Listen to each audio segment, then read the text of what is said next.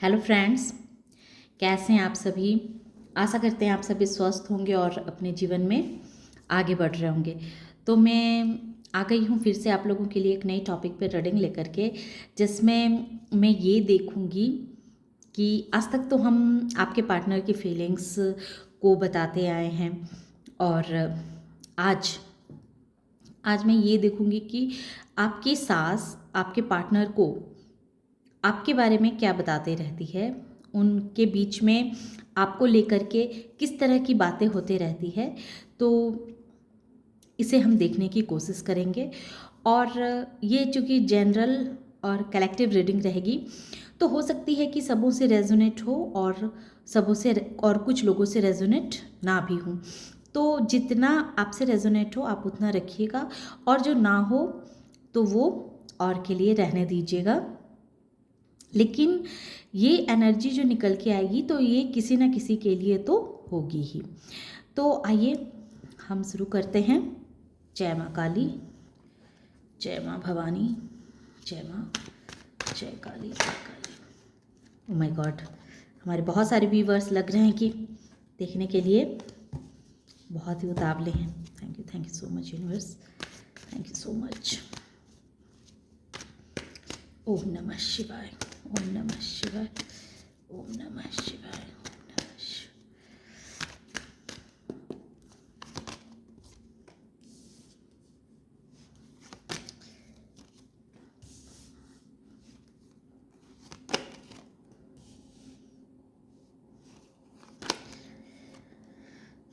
जैसा कि हमने कहा कि बातें होती होंगी, और बहुत ही ज़ोरों शोरों से बातें चल रही है आपके और आपके बारे में आपके पार्टनर के साथ। Thank you so much Mahadev ji, thank you so much.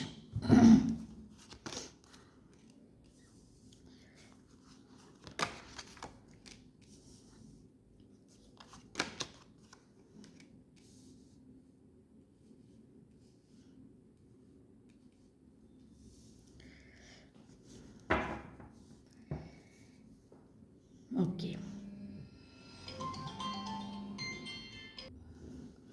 Sorry friends, कुछ देर के लिए मुझे वीडियो रोकने पड़े।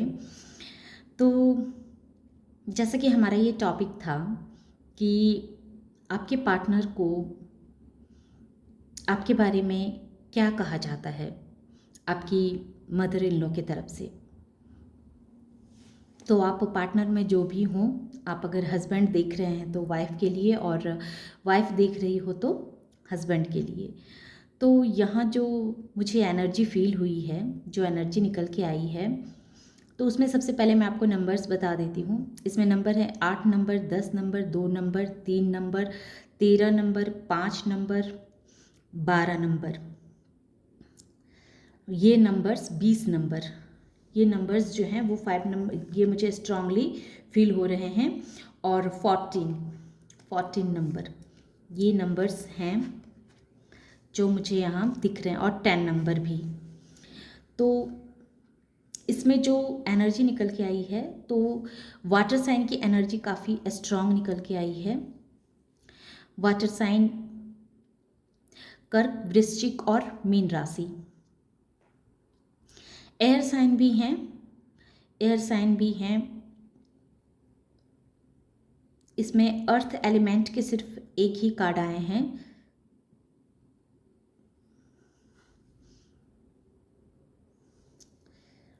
लिब्रा, जेमिनाई और एक्वेरियस, ये एनर्जी भी मैं यहाँ देख पा रही हूँ।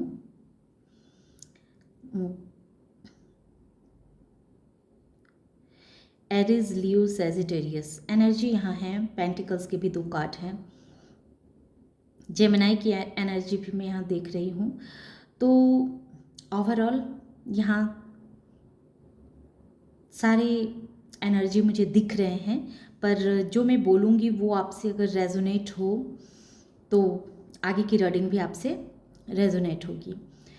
तो आप जब अपने ससुराल गए तो आपने अपने आँखों में बहुत सारे सपने लेकर के गए, बहुत सारी खुशियाँ लेकर के आप गए, और आपके मन में बहुत तरह की खुशियाँ थी, बहुत सारे सपने थे और बहुत सारा प्यार था, वो लेकर के आप गए। लेकिन वहाँ वहाँ जाने के बाद आपको एहसास हुआ कि आप जो सपने यहाँ लेकर के आए हैं, जो प्यार आप इन लोगों को दिखाना चाह रहे हैं या देना चाह रहे हैं, ये सब व्यर्थ है, ये सब किसी काम का नहीं है। क्योंकि उस जगह पे आपको अपने सारे सपने ख़त्म होते दिखे, आपके पार्टनर आपकी तरफ ज़्यादा ध्यान नहीं देते थे, आपकी बातों को समझने की कोशिश नहीं करते थे, आपके आपसे उन्हें उतना मतलब नहीं था, मतलब नहीं रखते थे वो।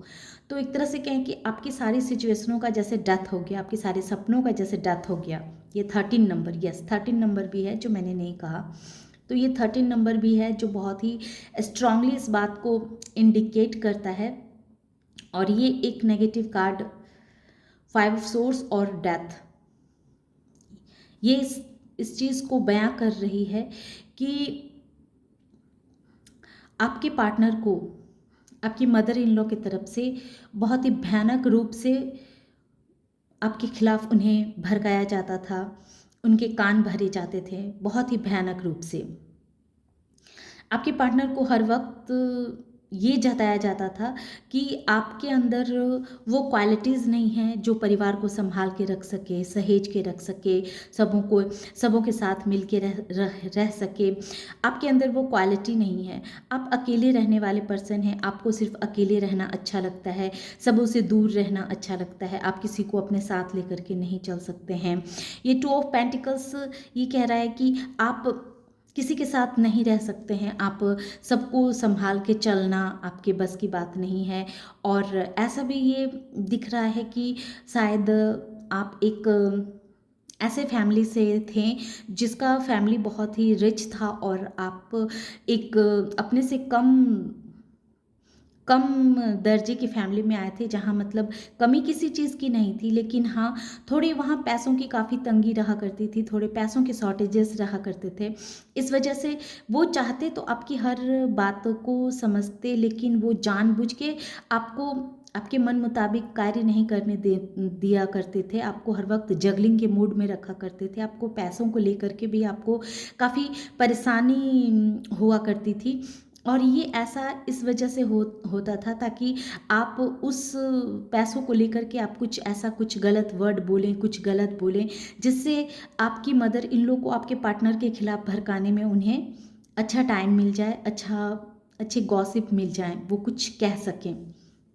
तो इस तरह की मेंटालिटी आपकी मदर इन लोग की थी नहीं बल्कि है, अभी भी वो इसी एनर्जी में है। और वो चाहती ही नहीं थी कि आप जो हैं सो आप दोनों बहुत ही अच्छे से एक साथ प्यार से रह सके। ये चीज़ उन्हें कहीं ना कहीं बहुत तकलीफ़ देती थी, बहुत दर्द देता था। जब भी आप लोग एक साथ होते हैं, उनकी आंखों के सामने होते हैं, तो उन्हें बहुत चुल मच जाती है। वो नहीं चाहती हैं कि आप लोग एक साथ रहें। और वो 3 ऑफ पेंटिकल्स वो आपकी बुराइयाँ सिर्फ आपके पार्टनर तक ही नहीं किया करती थी, बल्कि वो दूसरों से भी आपकी काफ़ी बुराइयां किया करती थी। ये प्रोजेक्शन जो ये कहता है कि आपकी छवि को खराब करने में आपकी मदर इन लॉ ने एक भी साइड ऐसा नहीं छोड़ा जो उन्होंने ना कहा हो। वो आपके पार्टनर से उस चेहरे को दिखाती थी जो रियल में वो खुद थी। उनके अंदर जितनी बुराइयां थी वो सारी बुराइयां आपके ऊपर रख करके और आपके पार्टनर को कहती थी। वो आपका वो रूप आपके पार्टनर को नहीं देखने दिया करती थी, जिससे आपके पार्टनर आपको समझते।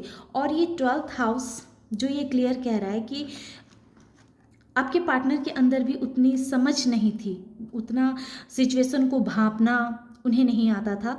क्योंकि पास्ट में ऐसा था कि उन्होंने जीवन में बहुत तरह के उतार चढ़ाव को देखा हुआ था, बहुत ऐसे तकलीफ भरे समय को उन्होंने पास्ट में जिया था। और वो नहीं चाहते थे कि फिर से उनकी किसी भी गलती की वजह से वो फिर से उसी कुएं में ढकेल दिए जाए, उसी तकलीफ में, उसी दर्द में उन्हें फिर से ला के रख दिया जाए। लेकिन उनकी माँ, कह सकते हैं उनकी जो माँ थी, वो कभी भी उन्हें अच्छी शिक्षा नहीं दिया। उन्होंने आपके खिलाफ कभी भी उन्हें अच्छी बातें नहीं बताई कि हाँ अपने परिवार के साथ कैसे रहा जाता है, एक पति का या एक पत्नी का क्या फ़र्ज़ होता है। कभी नहीं उन्होंने सही सीख दी।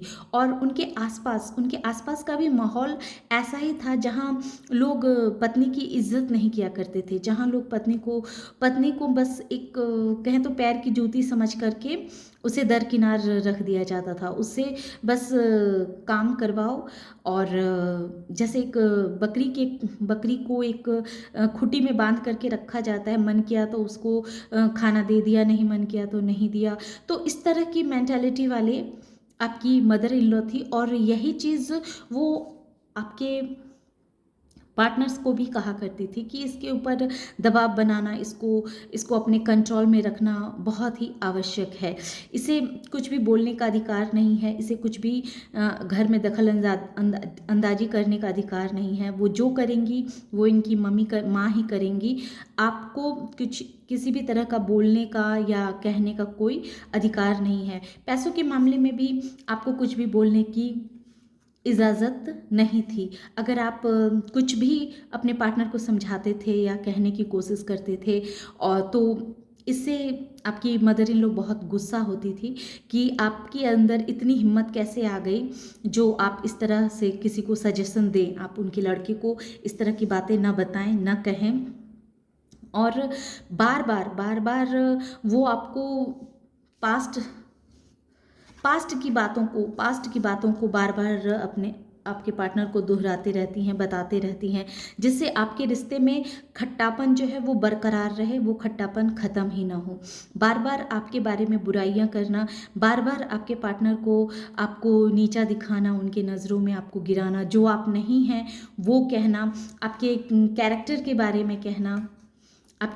के बारे में कहना कि आपका कैरेक्टर कैसा है, आप कैसे इंसान हैं। इस तरह की बातें कह करके वो हर वक्त आपके पार्टनर को आपके खिलाफ भड़काती रहती हैं, और एक उनके सामने, आपके पार्टनर के सामने एक ब्यूंड इल्यूजन में डाल करके रखे रहती है।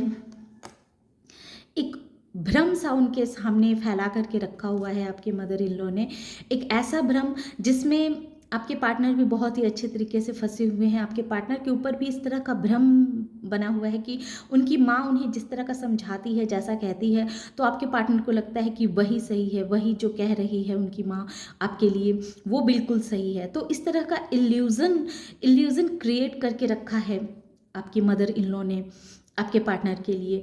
और आपके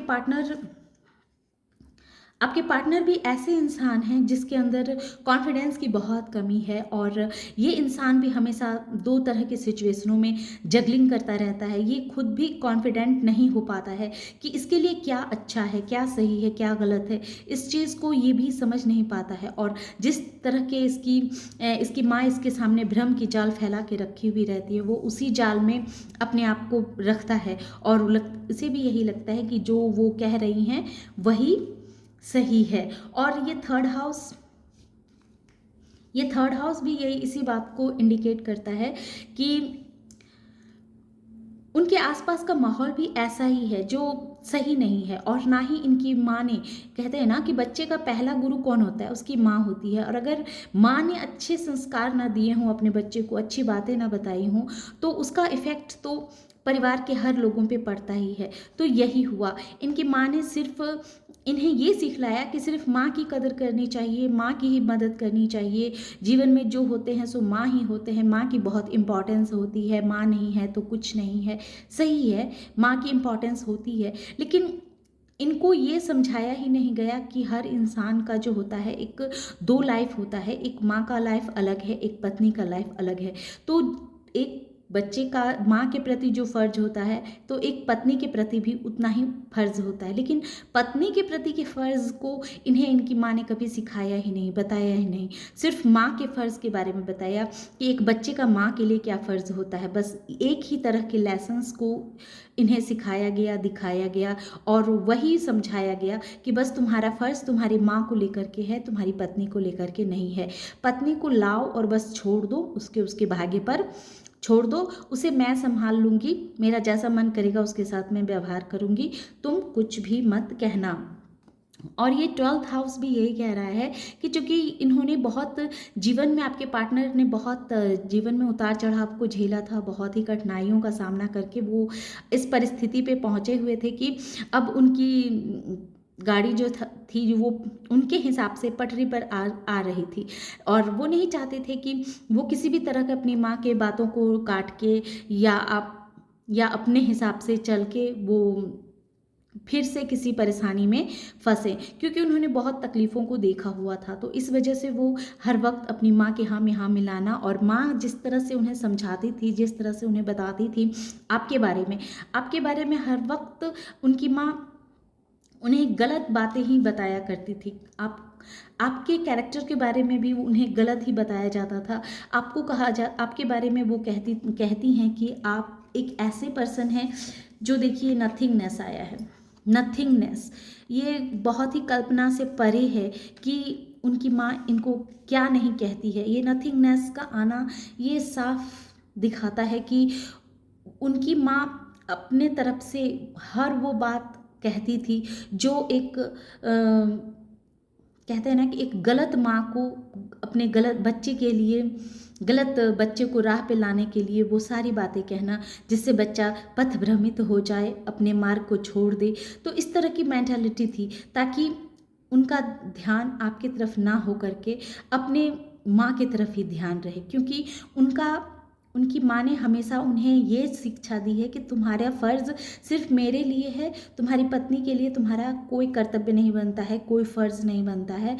तुम सिर्फ मेरे लिए सोचो, क्योंकि जो हूँ सो मैं ही हूँ, मैं ही इस घर को अच्छे से संभाल के रख सकती हूँ, मैं ही इस घर के लिए सर्वोपरि हूँ। वो बस एक राख का ढेर है जो बस तुम्हारे लिए ला के दे दिया गया है कि तुम्हारा मन करता है तो इसके साथ खेलो, ना तो इसे साइड में पड़े रहने दो, अपने हाल पे रहने दो।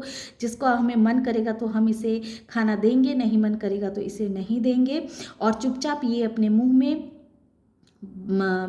पट्टी बांध के बैठ जाए। इसको कुछ भी बोलने की आवश्यकता नहीं है, जितना हम कहें बस उतना ये बोलें, और जो भी बोलें उसमें ये सिर्फ हाँ कहे। जैसे कि एक बकरी को बांधने के बाद बस वो एक मुंडी हिलाते रहती है, तो बस उसी तरह की इंटेंशन इनकी माँ की थी कि आपकी माँ चाहती थी कि आपको बस एक 8 ऑफ सोर्स की एनर्जी में रखें, ताकि आप ना कुछ सोचने के लायक रहें, ना कुछ समझने के लायक रहें, बस एक कठपुतली बन करके, एक रोबोट बन के आप उनकी माँ के आगे पीछे चलते रहें, और आपका यही फ़र्ज़ है और ऐसा ही आपको करना चाहिए। और इसके लिए आप भले ही उन्हें, अपने बेटे को जितना भी गलत बात बोलना था उतना वो बोला करती थी, ताकि किसी भी तरह से, ये देखिए 5 ऑफ सोर्स जो ये क्लियर कहता है कि वो हर वक्त चाहती थी कि आप उसको छोड़ करके, आपको हमेशा के लिए छोड़ दें आपको, और सिर्फ वो अपने माँ के साथ रहे, सिर्फ माँ का होके रहे।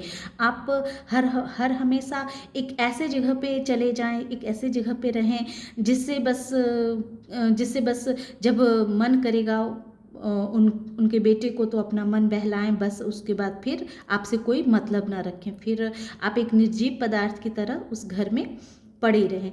तो इस तरह की सोच थी आपकी सास को आपको लेकर के, जो हर वक्त ये सोचा करती थी कि ऐसा मैं क्या कहूँ, ऐसा मैं क्या बोलूँ जिससे इन दोनों के रिश्ते में खटास पैदा हो, और ये दोनों एक साथ ना रहें, ये दोनों एक दूसरे को छोड़ करके एक दूसरे से दूर हो जाए। तो इस तरह की मेंटालिटी वाली आपकी सास थी। उनकी सोच हर वक्त ऐसी रहती थी कि वो हर वक्त एक नए नए तरीका ढूंढा करती थी कि आपको किस तरह से और ख़राब बताया जाए, आपके लिए और क्या बुराई की जाए, जिससे कि वो अपने बेटे को अपने काबू में रख सके। तो हर वक्त वो नए नए तरकीब सोचना, हर वक्त नया नया एक्शन लेना, ताकि आपको वो ख़राब साबित कर सके, ताकि आप जो हैं सो उनके लाइफ से, उनके बेटे के लाइफ से हमेशा के लिए दूर हो जाएं।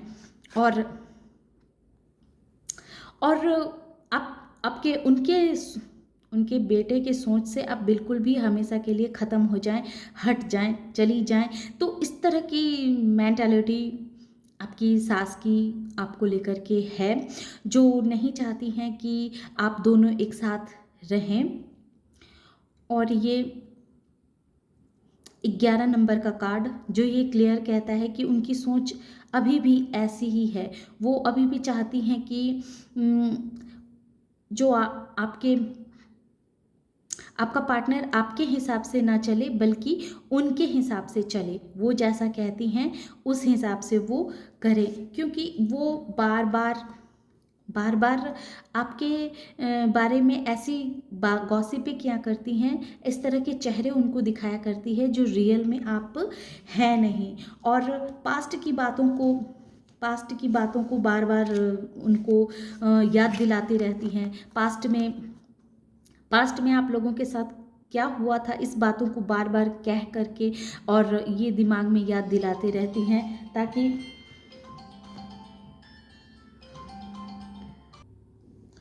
तो वो पास्ट की बातों को बार बार रिमाइंड करवाती रहती हैं, याद करवाती रहती हैं, ताकि आपके पार्टनर के दिल में हमेशा आपके लिए नफ़रत भरी रहे, ईर्ष्या रहे, आपसे वो आपके प्रति वो हमेशा क्रोधित रहे, आपके लिए उनके दिल में कोई प्यार ना रहे। तो इस तरह की बातें कर करके वो जानबूझ के आपके पार्टनर को इरिटेट करती हैं, गुस्सा दिलाती रहती हैं, ताकि आप उनके तरफ ज़्यादा आप भी ना इंटरेस्ट लें और वो भी ना आपके तरफ इंटरेस्ट लें। आपके पार्टनर को हर वक्त ये एहसास दिलाया जाता है कि आप ऐसे इंसान हैं ही नहीं जो सर्वगुण संपन्न हो। आपके अंदर वो क्वालिटीज़ ही नहीं है जो जो आप पे लोग ट्रस्ट कर सके। आप ट्रस्टवर्दी नहीं हैं, आप अपने जीवन में बैलेंस नहीं हैं। आपका मन जो है हमेशा उथल पुथल से भरा रहता है। आपके हर वक्त कभी आप ऐसा आपकी एनर्जी होगी कि कभी आपको बहुत गुस्सा आ जाता होगा और कभी आप बहुत ही शांत हो जाते होंगे। तो आपके पार्टनर को ये भी बताया जाता है कि आप ऐसे इंसान हैं, आपके अंदर वो सारी बुराइयां हैं जो एक इंसान में होनी चाहिए। आप बहुत ही क्रोधित स्वभाव के हैं, आप बैलेंस नहीं रहते हैं, हर वक्त क्रोध में रहते हैं, हर वक्त आप बहुत जल्दी ही बहुत किसी भी बात को लेकर के आवेग में आ जाते हैं। और आपके पार्टनर आपकी वो उन्हें भी ये बात सही लगती है, क्योंकि वो हर वक्त अपनी माँ के हाँ में हाँ मिलाया करते हैं, क्योंकि वो ब्लाइंड इल्यूज़न में रहते हैं। क्योंकि आपके पार्टनर को भी कहीं ना कहीं ऐसा लगता है कि आप वैसे ही इंसान हैं जैसा उनकी माँ ने आपको लेकर के दिखाया था, जैसा वो उनकी माँ इनको आपके बारे में जो आपके लिए बताती हैं, जिस तरह का आपका चेहरा इनके सामने प्रदर्शन करती है, तो आपके पार्टनर को भी लगता है कि यही सही है। जो जो चेहरे इनकी माँ ने आपके लिए दिखाए हैं, बताए हैं, वही चेहरे सही हैं। इनकी माँ कभी नहीं चाहती है कि आप दोनों खुश से रहें। आप लोगों के बीच एक तरह से कहें कि बहुत ही गहरी खाई खून दी गई है। एक ये जो बियॉन्ड इल्यूज़न यही कहता है कि एक ऐसी अनकही खाई आप लोगों के रिश्तों में आ चुकी है जो चाह करके भी आप लोग इस भर नहीं सकते हैं। ये खाई को भरा नहीं जा सकता है, क्योंकि वो हर वक्त इसी भ्रम में रहते हैं कि आप जिस तरह का चेहरा उनकी माँ ने आपके खिलाफ दिखाया है, जिस तरह के बीज उनके दिमाग में आपके खिलाफ रोपे गए हैं, उन्हें वही सही लगता है। और ये 12th हाउस भी यही कहता है कि आपके पार्टनर के अंदर इतनी समझ ही नहीं है, इतना इतना ज्ञान ही नहीं है कि वो सही और गलत को समझ सके। क्योंकि ये पाइसिस क्या कह रहा है, पाइसिस भी यही कह रहा है कि आपके पार्टनर को खुद के ऊपर विश्वास नहीं है, भरोसा नहीं है, और इतने सारे ट्रस्ट इशू हैं इनके अंदर कि ये सिर्फ अपने माँ के अलावा किसी और पे ट्रस्ट ही नहीं कर सकते हैं, और ना ही ये करते हैं। और इसी वजह से आप लोगों के बीच में बहुत गहरी खाई खुद चुकी है, जिस खाई को कोई चाह करके भी नहीं भर सकता है। तो ये थी आपके और आपके पार्टनर की एनर्जी। इसमें बहुत सारे नेगेटिव एनर्जी आए हैं, तो प्लीज़ आप लोग ये मत कहिएगा कि ये टैरो रीडिंग सिर्फ नेगेटिव एनर्जी को ही बताने के लिए होती है। ऐसा हम नहीं कहते हैं, जैसे कार्ड आते हैं वैसे हमें कहने पड़ते हैं। और ये ज़रूरी नहीं है कि हर किसी से हर एक ही बात रेजोनेट हो। जितना आपसे हो उतना आप रखिएगा, और जो ना हो तो वो किसी और के लिए रहने दीजिएगा। पर किसी ना किसी की एनर्जी ऐसी होती ही है, इसी वजह से इस कार्ड में ये सारी बातें निकल के आती है। और ये डेथ, एक बात और बतलाती है ये डेथ का कार्ड। ये डेथ का कार्ड ये भी कहती है कि ये डेथ का कार्ड भी यही कहती है कि आप दोनों का जो रिलेशनशिप है एक कार्मिक रिलेशनशिप है। बहुत ही गहरी खाई चुकी, आप लोगों के बीच में एक बहुत ही गहरी खाई आ चुकी है। लेकिन इस खाई का, या फिर कहें कि अब समय आ चुका है कि आपके खिलाफ जो भी इस तरह के भ्रम आपके पार्टनर के दिल में फैलाए गए हैं, उनके खिलाफ आपके लिए जो नफ़रत बोए गए हैं, उस नफ़रत का अब अंत होने का समय आ गया है। कुछ ना कुछ तो ऐसा होगा जो ये कहें कि, या फिर कार्मिक रिलेशन है आप लोगों का, तो इस कार्मिक रिलेशन का कोई तो एक टाइम है, जो ये टाइम आते ही उस कार्मिक रिलेशन का खात्मा होगा, उसका अंत होगा, और फिर से एक नया रिलेशन आप लोगों के बीच में आएगा। तो मैं ये भी देख लूँ कि इसकी टाइम क्या होगी। एग्जैक्ट टाइम तो मैं नहीं बता सकती, पर कुछ हद तक अनुमान लगाया जा सकता है कि इस कार्मिक सिचुएशन का, थैंक यू यूनिवर्स, इस कार्मिक सिचुएशन का कब तक अंत होगा महादेव जी, अंत होगा। ये जो इस तरह की जो खाई इन रिश्तों में आ चुकी है, तो इसका कब तक अंत होगा। Thank you so much. The moon, तब ये मून ये क्लियर कह रहा है कि जब तक इनकी माँ जिंदा रहेंगी तब तक इस खाई को तो नहीं भरने दिया जाएगा। इनकी माँ कभी नहीं चाहेंगी कि आप दोनों के बीच में प्यार हो और आप लोग मिल के रहें। ऐसे ये दिखाया जा रहा है 18 महीने, 18 हफ्ते, 18 दिन, तो 18 दिन या 18 हफ्ते में तो ये सब कुछ ख़त्म होने से रहा।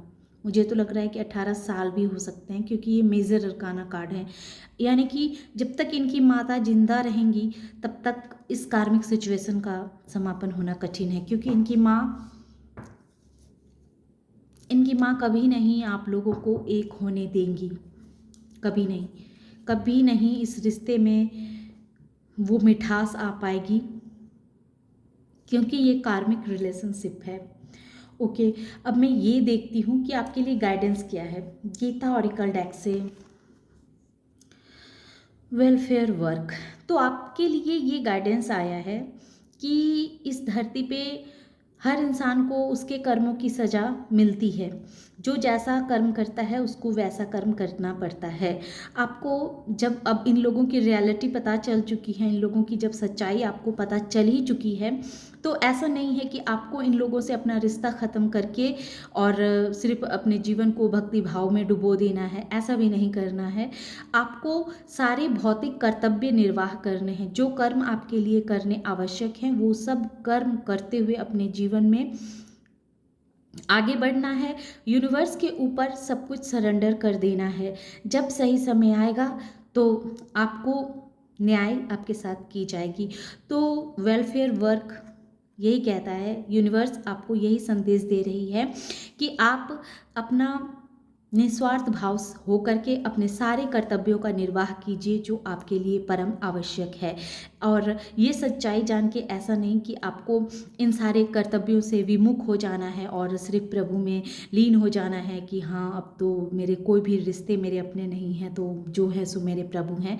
ऐसा नहीं है। आपको यूनिवर्स पे फेथ तो रखना है, यूनिवर्स की आराधना तो करनी है, लेकिन अपने भौतिक कर्तव्यों का निर्वाह करते हुए आपको ईश्वर का ध्यान और भजन कीर्तन करना है। तो ये थी छोटी सी रीडिंग। आशा करते हैं कि आप लोग को ये रीडिंग पसंद आई होगी। रीडिंग पसंद आए और इस एनर्जी से खुद को कनेक्ट कर पाते हैं तो वीडियो को लाइक कीजिए और चैनल को सब्सक्राइब भी कीजिए, ताकि मुझे भी लगे कि आपका लाइक और आपका सब्सक्राइब से मुझे हौसला मिलता है कि मैं जो रीडिंग करती हूँ वो बहुत सही होते हैं और बहुत से लोगों को हीलिंग मिलती है। इस तरह का मोटिवेशन मुझे मिलता है। तो इसीलिए वीडियो को लाइक कीजिए ताकि मैं और भी इस तरह के वीडियोज़ आपके लिए लाती रहूँ। Thank you.